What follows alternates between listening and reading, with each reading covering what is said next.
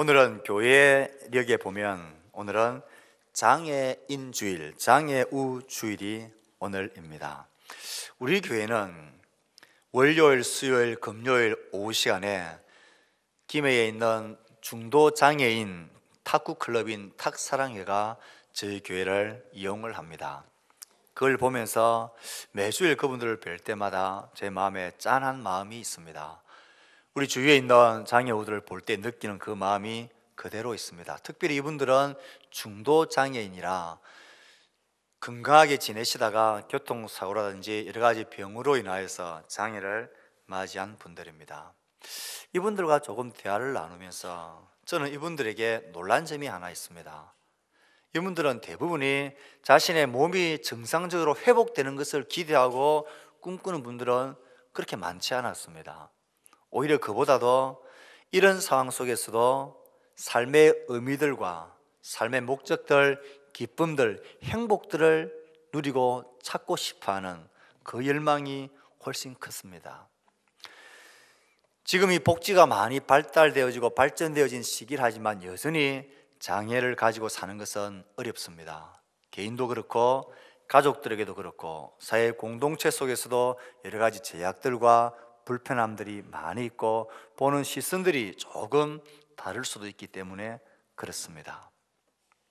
하물며 지금도 그렇는데 2000년 전에 예수님 당시 유대 사회에서 장애를 가지고 사는 것은 굉장한 절망거리였습니다. 그들은 사회로부터, 종교적으로, 공동체로부터, 가족들로부터 외면당하고 소외되어지는 그런 고통 가운데 살아갈 수밖에 없었습니다.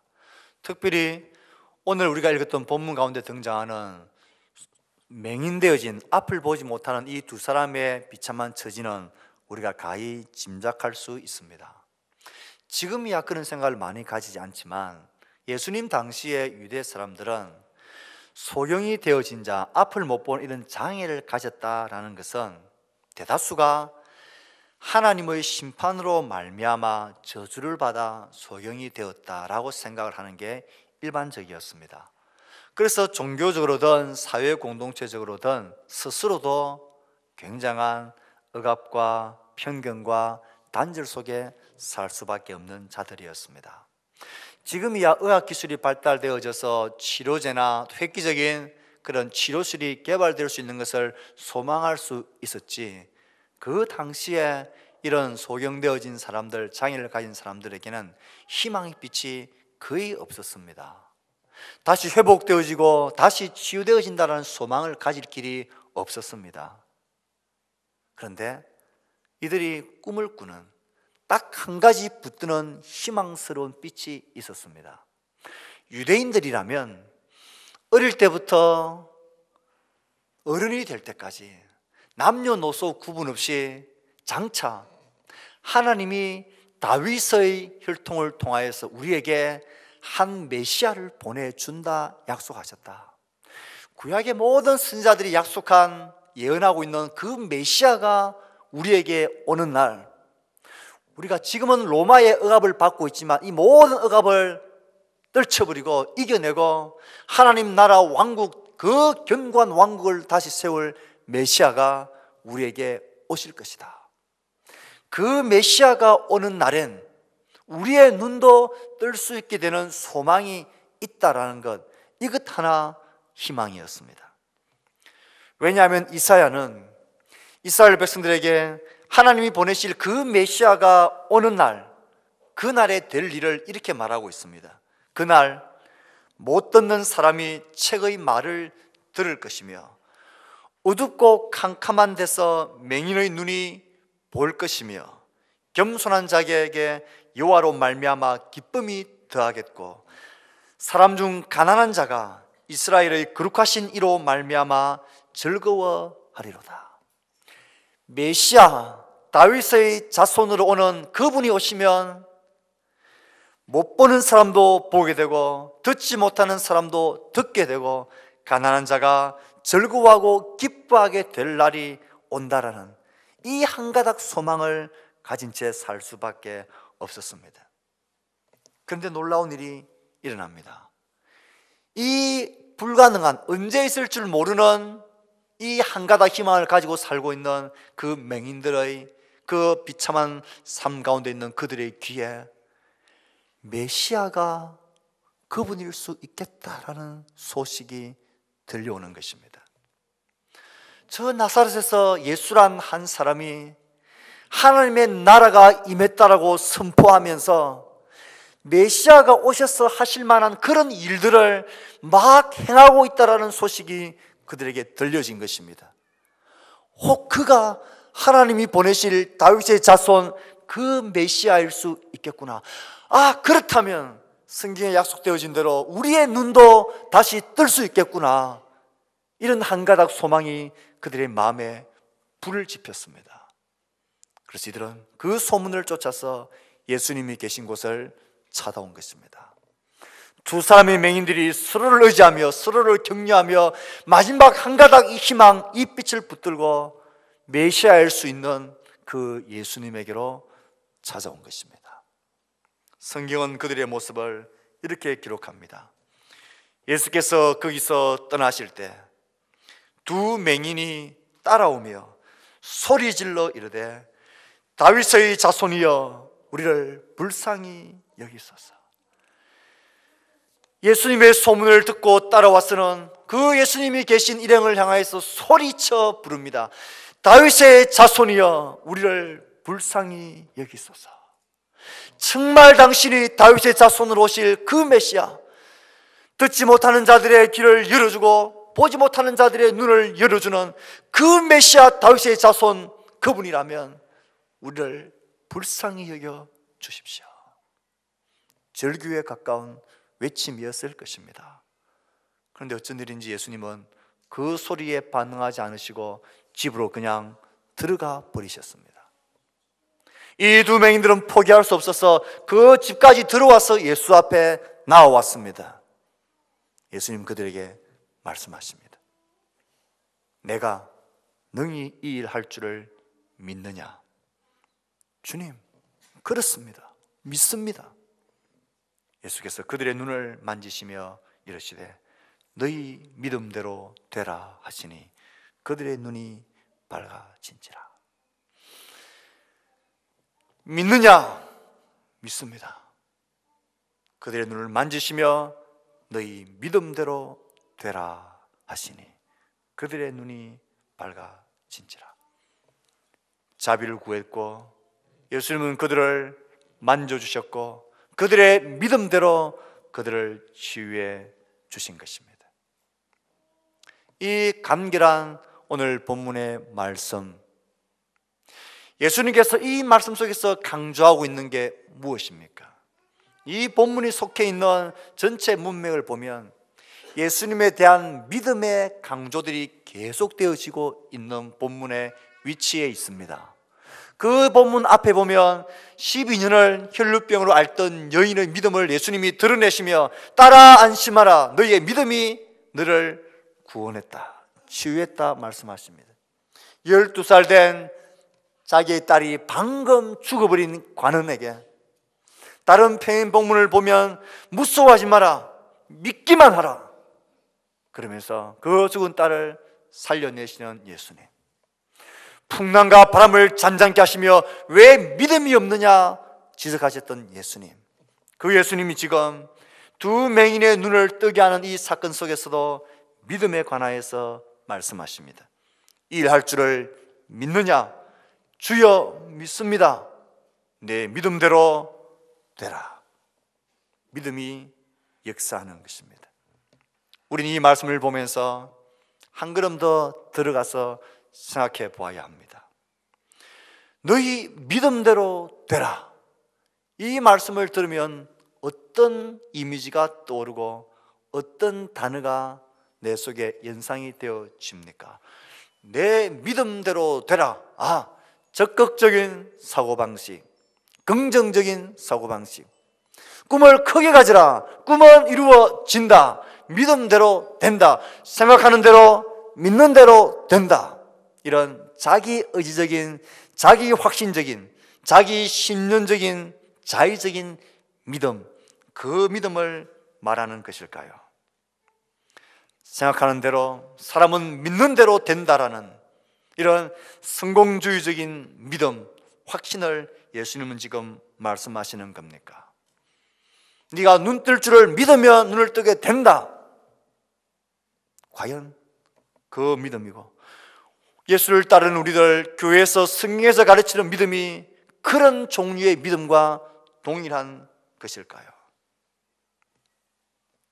예수님이 격려하고 확인하는 믿음, 이런 믿음은 자기 확신적인 긍정주의적 사고방식, 적극적 사고방식, 자의적인 믿음을 말하지 않습니다. 오늘 말씀을 다시 한번 잘 귀 기울여 들어보십시오. 다윗의 자손이여 우리를 불쌍히 여겨 달라. 집안에까지 들어온 그들을 세워놓고 예수님이 물으시는 질문이 무엇입니까? 내가 능히 이 일을 할 줄을 믿느냐? 여기서 강조되어지고 있는 것은 할 줄을 믿느냐가 아니라, 이 말씀에서 강조되어지고 있는 것은 내가라는 단어입니다. 내가. 너희들이 다윗의 자손이라, 하나님이 보내실 그 메시아라 네가 그렇게 부르고 있는 내가 너희의 아픔, 너희의 고통, 이 일을 행할 줄을 믿느냐? 내가 이 일을 할 줄을 믿느냐? 너희들은 나를 믿느냐라는 물음입니다. 그러자 그들은 주여 그렇습니다. 다윗의 자손이라 외치던, 객관적으로 외치던 그들이 이 물음 앞에서는 개인적으로 주여라고 외칩니다. 주님 그렇습니다. 주님을 믿는다는 것입니다. 강조점이 예수님에게 있다는 사실을 집중하셔야 합니다.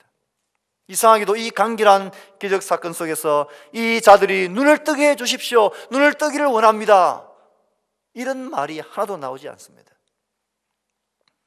눈을 뜨게 해달라는 구체적인 요구를 기록하지 않은 채, 그게 무슨 일이든 우리가 기대할 수 있는 일이지만 예수님께서 이 일을 하실 줄 믿느냐라는 믿음을 마태는 드러내고 있습니다. 이것이 성경이 말하는 믿음의 특징입니다. 우리의 믿음의 특징은 믿음의 대상이신 예수님을 믿는 것에 있습니다. 그분이 하실 일 이전에 그분 자신에 대한 믿음입니다. 능히 그가 자신의 눈을 뜨게 하실 수 있는 분이라는 믿음, 그분이라면 나를 불쌍히 여기셔서 무엇이든지 그가 원하는 일 행하실 수 있다라는 믿음, 예수님이 점검하고 확인하고 있는 믿음은 이런 믿음입니다. 내 아이가 잘 될 줄 믿습니다. 내 일이 번창할 줄 믿습니다. 된다고 믿으면 그대로 된다는 이런 자기 확신적인 믿음이 아니라 예수님을 믿는 믿음입니다. 예수님이 이런 나를 불쌍히 여기셔 주신다라는 믿음, 예수님은 자신에게 나오는 자를 거절하지 않는다는 예수님에 대한 믿음, 예수님은 그의 기쁘신 뜻대로 나를 불쌍히 여기셔서 내 안에 무슨 일이든 행하실 수 있다는 믿음, 예수님에 대한 믿음, 예수님은 이 믿음, 예수님을 믿는 믿음을 말하고 있습니다. 그래서 이 믿음의 특징은 그 주도권을 예수님께 두는 데 있습니다. 그가 나를 불쌍히 여기셔서 그가 원하시는 대로, 그가 보시는 대로, 그가 행하시기를 기뻐하는 대로, 그분이 원하시는 일이라면 그것이 심지어 나에게는 불가능한 눈을 뜨게 되는 일이라 할지라도 그분이라면 그분은 하실 수 있다, 예수님을 믿는 믿음입니다. 어둠 속에서도 빛 가운데로 살 수 있는 소망과 기쁨을 주시기를 원하신다면 그런 기쁨을 주실 수 있는 분이 주님이시라는 믿음, 내가 원하는 대로, 내가 바라는 대로 도와주는 그런 게 아니라, 내가 바라는 대로 될 것을 믿는 믿음이 아니라 그가 원하시는 대로, 그가 이루시기를 기뻐하시는 대로 행하실 것이다, 예수님은 그런 분이다라는 예수님에 대한 믿음, 이 믿음이 우리의 믿음이어야 합니다. 그래서 우리의 믿음의 특징은 철저하게 이 믿음의 주도권이 나에게 있지 않고 예수님 자신에게 두는 것입니다.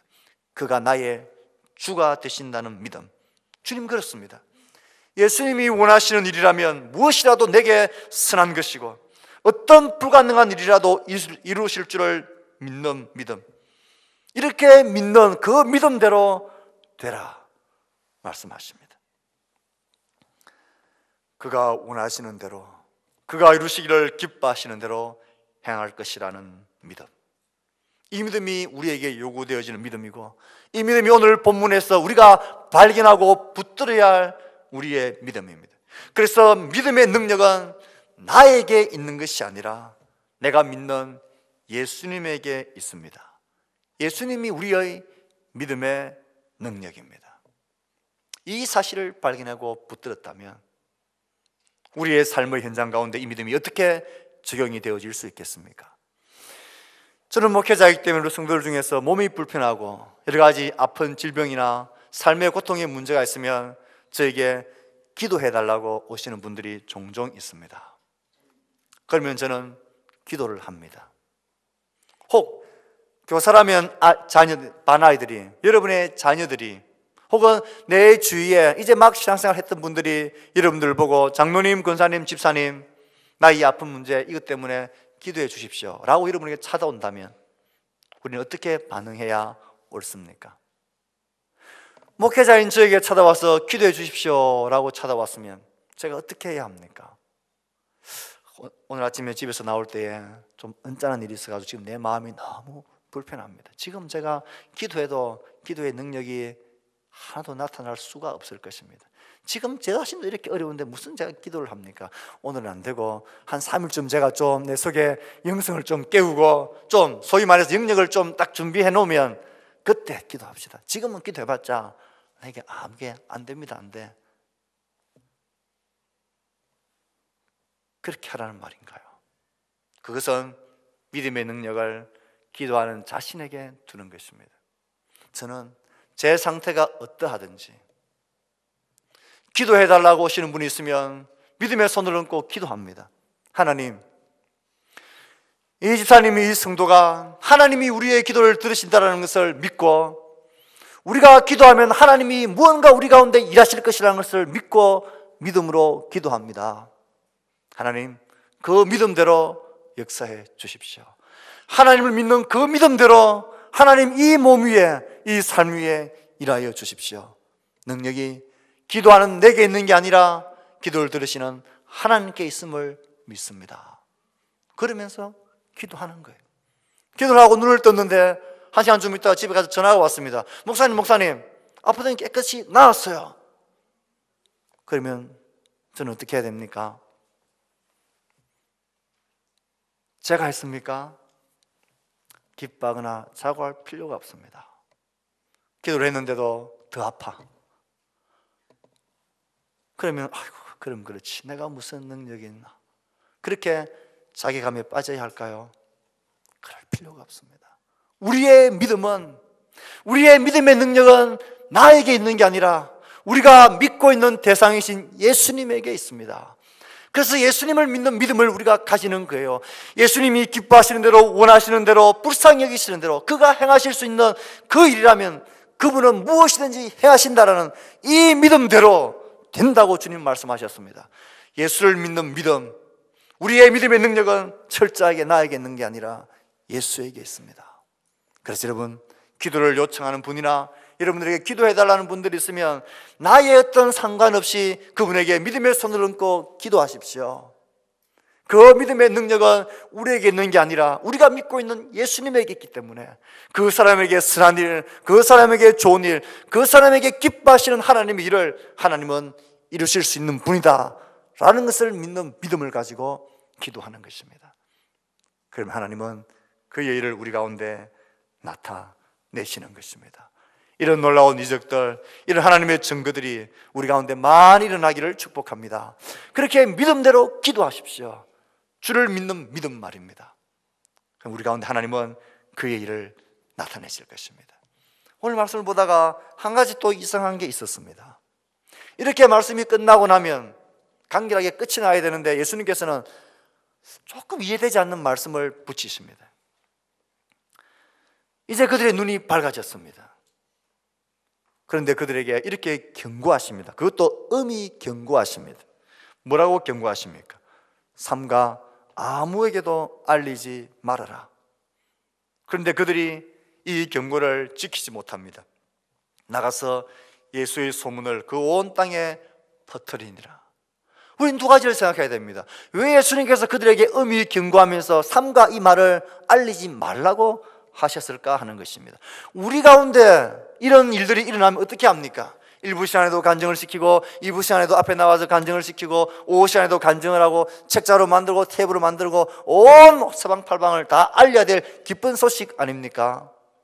그런데 예수님께서는 왜 알리지 말라고 엄히 경고하시고 있습니까? 이렇게 경고하시고 있는 예수님의 마음, 의도가 무엇이겠습니까?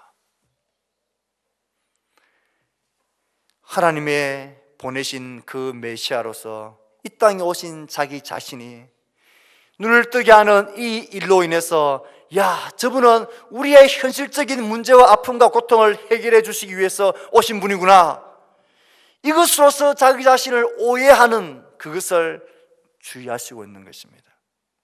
마치 이런 것입니다. 너희들이 지금 육신의 어두운 눈을 뜨게 되었다, 이것 때문에 기뻐하고 감격하고 내가 그 일만 하는 그런 메시아인 줄 알면 안 된다. 내가 장차 십자가에서 너희의 모든 죄값을 지고 죄와 죽음과 영원한 절망 가운데서 그 캄캄한 어둠 가운데 있는 이들에게 생명의 영원한 빛을 비춰주는 이 놀라운 구속의 사건, 복음의 사건, 십자가 죽음과 부활과 성령의 인자하시는 이 사건을 너희들이 안다면 육신의 눈을 뜨는 이것은 아무것도 아니다는 것입니다.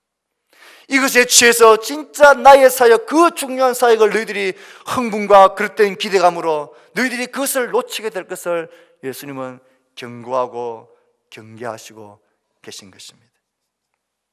보지 못하는 자가 보게 되는 것은 죄와 죽음으로 영적인 암흑에 있는 우리들에게 제3과 영생의 빛을 비추시는 메시아로서의 예수님을 알아라는 표지입니다. 떡을 먹고 배는 부르고 고침받아 자유하며 기적 앞에 흥분하면서도 정작 내 죄의 절망과 죽음과 영원한 형벌과 생명과 성령의 거하심과 하나님 나라에 대한 이 벅찬 가슴을 잃어버린 채 진짜 중요한 것을 누리지 못한 채 그렇게 그릇된 흥분과 기도 속에 빠지는 것을 예수님은 주의시키시는 것입니다. 생각합시다. 내 영혼의 어둠 가운데 생명의 빛이 비춰든 것, 이것이 감격과 기쁨과 감사입니까? 아니면 이런 것은 시큰둥하게 다가오면서 우리의 눈이 뜨여지게 되는 그 일에는 이것이 전부이냐, 그렇게 우리가 너무 들떠 있지는 않습니까? 오늘도 내 속에 이루어진 생명의 역사들, 구원의 역사들, 성령 하나님의 임재하심의 역사들이 얼마나 놀라운 일이고, 이 일을 위해서 예수님이 이 땅에 오셨습니다. 이것은 우리의 전부를 바꾸는 변혁과 같은 것이고 혁명과 같은 사건이 십자가에서 우리 안에 일어나는 것입니다. 예수님은 이것을 잃어버리는 우리의 모습을 경계시키십니다. 또 한 가지 마지막 도전은 무엇입니까? 엄히 경고했는데도 그들은 이 기쁨을 감출 수가 없었습니다. 벅찬 그 기쁨을 어떻게 나타내지 않고는 견딜 수가 없었습니다. 이 모습이 우리에게 주는 도전이 있습니다.